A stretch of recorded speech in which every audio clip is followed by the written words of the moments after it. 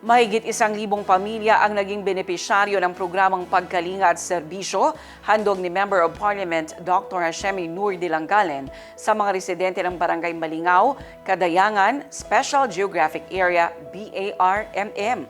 Handog ng programa ang libreng bigas at iba pang pangunahing pangangailangan bilang bahagi ng layunin tong maipaabot ang serbisyo ng pamahalaan sa bawat pamilya sa barangay.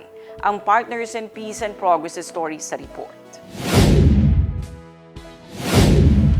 Isinagawa sa Barangay Malingaw, Kadayangan, SGA BARM ang programang Pagkalinga at Serbisyo na pinangunahan ni MP Hashemi Dilangalen kung saan mahigit sa 1,000 pamilya ang nabigyan ng tulong. Kabilang sa mga ipinamahaging ayuda ang bigas, kape, asukal at mantika na direktang ipinagkaloob sa mga residente ng barangay. Ayon kay MP Dilangalen, layunin ng programa na maipaabot sa mga mamamayan ng Special Geographic Area ang mga programa at serbisyo ng BARM government, lalo na sa mga komunidad na nangangailangan ng agarang suporta. Alhamdulillah, ngayong araw na ito ay nagkaroon po tayo ng turnover or di kaya isang hadiah po para sa mga kababayan natin dito sa Malingaw SGA. So itong programa po natin, nagkaroon po tayo ng rice distribution. Itong rice distribution na ito ay nagsimula po sa ating Transitional Development Impact Fund na nakuha po natin sa MILG, and ang iba din po dito ay galing po sa ating rice allocation naman po sa Tabang.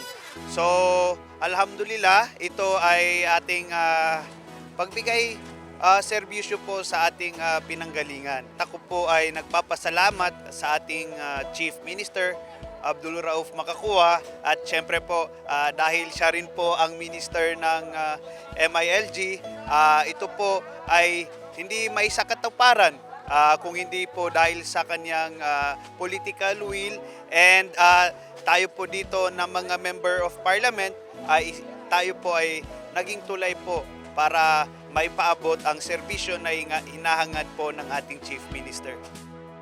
Nagpahayag din ng pasasalamat ang mambabatas sa mainit na pagtanggap at pakikiisa ng mga residente at tiniyak na may nakalatag pang mga programa para sa mga komunidad sa SGA. Unang-una sa lahat, tayo po ay nagpapasalamat sa Allah Subhanahu wa Ta'ala dahil isa po tayo sa binigyan niya ng tulay para po makapag-abot ng mga ganitong serbisyo. Inshallah, maraming pa po tayong mabibigyan ng tulong, hindi lamang po mga bigas, pati din po inshallah pag may sakatuparan na rin po natin yung ating mga programs like yung hospital assistance, inshallah ay marami pa po tayong matutulungan.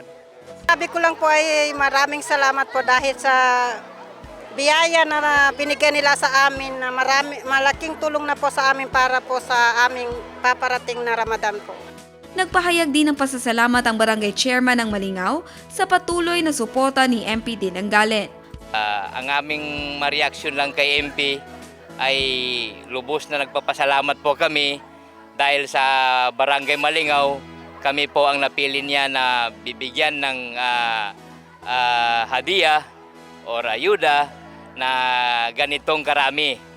At saka kung maalala namin yun noon, first na nabigyan niya sa amin ay isang ambulance sa bilang pagkasunod-sunod na buwan at year.